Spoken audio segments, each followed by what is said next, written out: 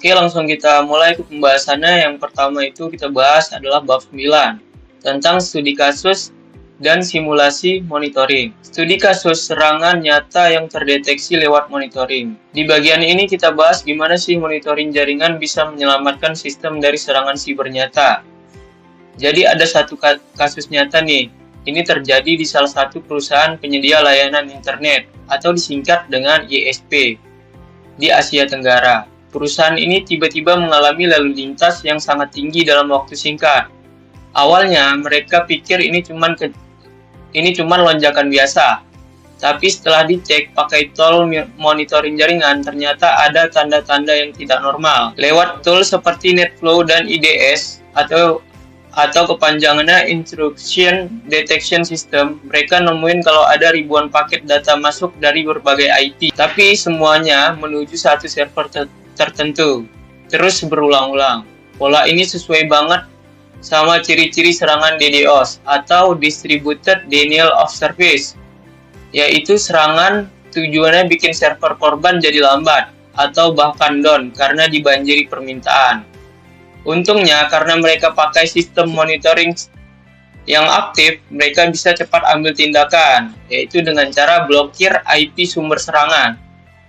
Arahkan trafik ke sistem proteksi DDoS mereka dan hindari kerusakan lebih besar. Dari sini kita bisa lihat, tanpa monitoring, perusahaan itu mungkin nggak akan tahu sedang diserang sampai semua sudah parah. Jadi monitoring itu ibarat CCTV untuk jaringan, diam-diam ngamatin tapi penting gitu. Selanjutnya di 9.2 simulasi penggunaan tools untuk deteksi trafik mencurigakan.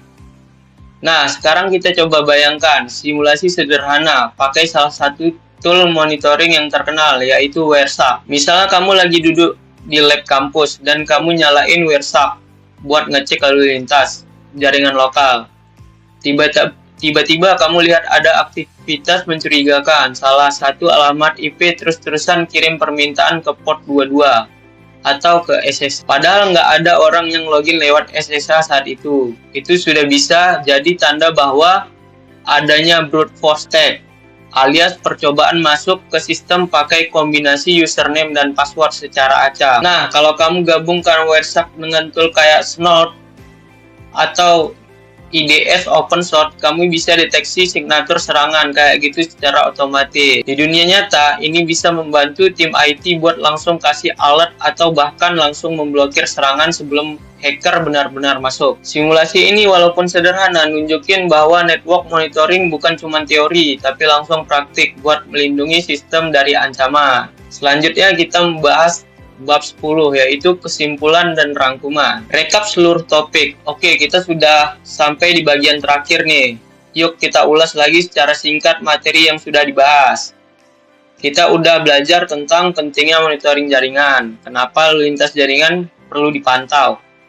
Apa itu signatur serangan dan bagaimana cara kerjanya. Kategori serangan-serangan yang bisa dideteksi secara signatur. Teknik-teknik buat menganalisis signatur. Kita udah bisa bedain mana trafik normal dan mana yang mencurigakan. Terus kita juga udah kenalan sama berbagai tools monitoring, baik open source maupun enterprise. Dan di bab ini kita sudah lihat contoh kasus nyata dan simulasi yang menunjukkan pentingnya monitoring dalam deteksi serangan. Intinya, network traffic monitoring adalah senjata utama dalam menjaga keamanan jaringan. Kalau dianalogikan, ini kayak kamu pasang alarm di rumah.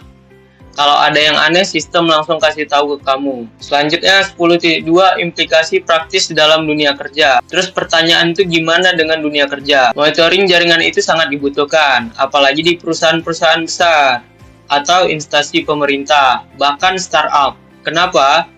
Karena semua organisasi sekarang bergantung ke jaringan. Kalau ada gangguan satu sistem bisa down, data bisa bocor, atau bahkan pelayanan ke publik bisa berhenti. Makanya banyak perusahaan nyari orang yang bisa baca trafik jaringan, paham cara kerja tools seperti Wireshark, Snort, atau PRTG, dan ngerti cara respon serangan dari awal. Dengan kata lain, skill ini bisa menjadi modal besar buat karir kamu di bidang IT, cybersecurity, atau network Engineering. Selanjutnya, saran untuk implementasi di organisasi. Terakhir, ada beberapa saran nih buat organisasi atau siapa aja yang mau menerapkan network monitoring. Yang pertama tuh, jangan nunggu serangan baru mulai pasang monitoring. Lebih baik sedia payung sebelum hujan. Yang kedua, pilih tools yang sesuai kebutuhan. Kalau budget minim, bisa mulai open source kayak EntoPNG atau Wersa. Yang ketiga, buat baseline traffic supaya bisa tahu mana lalu lintas normal yang mana yang aneh. Yang keempat, latih tim IT secara berkala karena ancaman cyber itu terus berkembang.